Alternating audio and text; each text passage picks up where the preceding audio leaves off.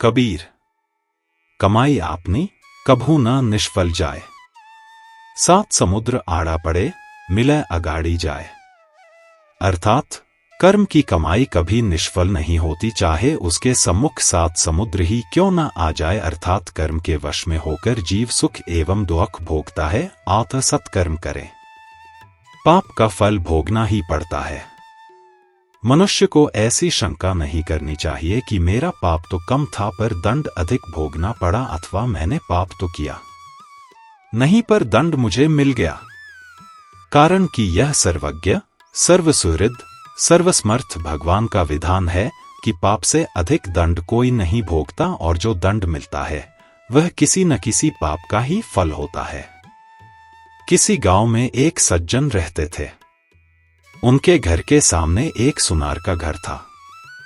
सुनार के पास सोना आता रहता था और वह गढ़कर देता रहता था। ऐसे वह पैसे कमाता था।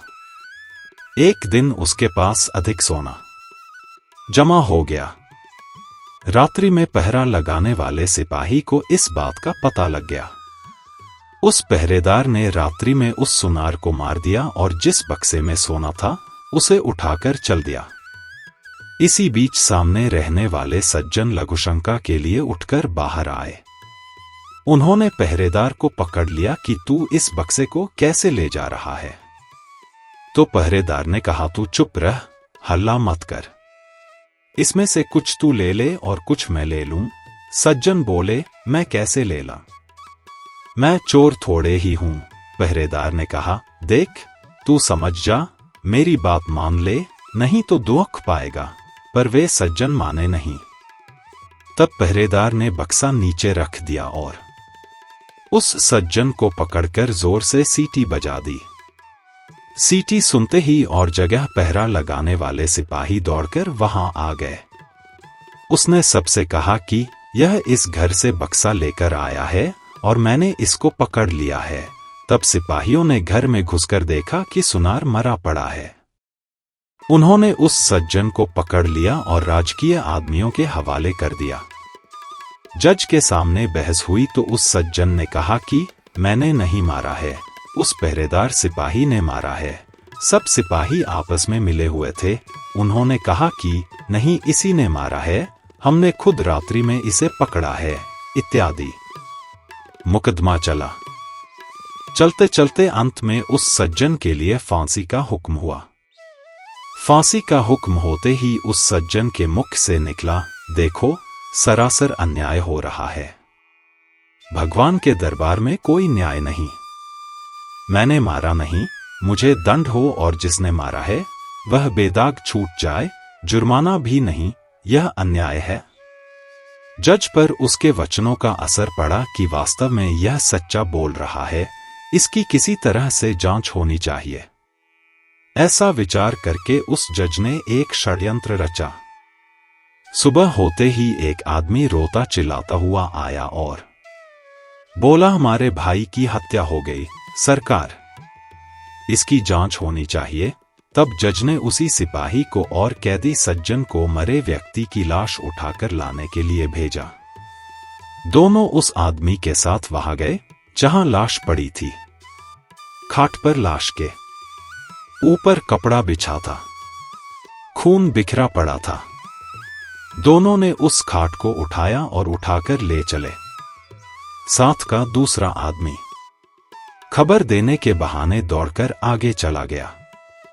तब चलते चलते सिपाही ने कैदी से कहा, देख उस दिन तू मेरी बात मान लेता तो सोना मिल जाता और फांसी भी नहीं होती। अब देख लिया सच्चाई का फल।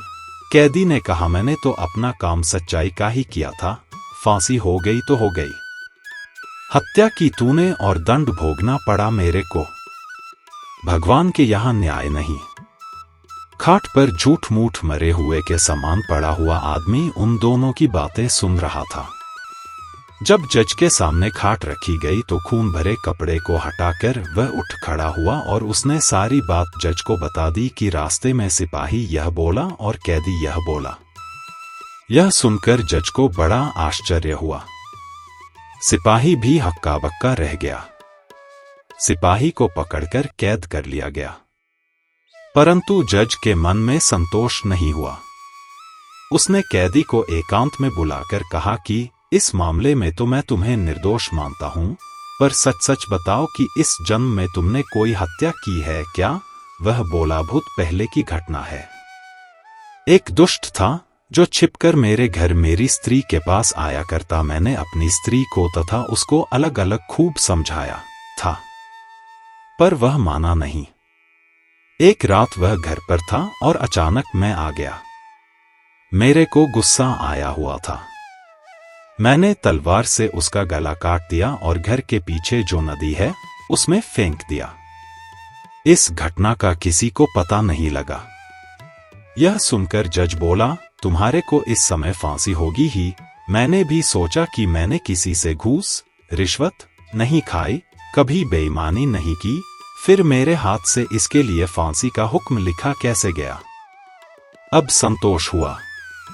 उसी पाप का फल तुम्हें यह भोगना पड़ेगा। सिपाही को अलग फांसी होगी। उस सज्जन ने चोर सिपाही को पकड़कर अपने कर्तव्य का पालन किया था। फिर उसको जो दंड मिला है वह उसके कर्तव्य पालन का फल नहीं है, प्रत्युत उसने बहुत पहले जो हत्या की थी उस हत्या का फल है। कारण कि मनुष्य को अपनी रक्षा करने का अधिकार है, मारने का अधिकार नहीं। मारने का अधिकार रक्षक क्षत्रिय का, राजा का है। अत कर्तव्य का पालन करने के कारण उस पाप हत्या का फल उसको यहीं मिल गया और परलोक के भयंकर दंड से उसका छुटकारा हो गया।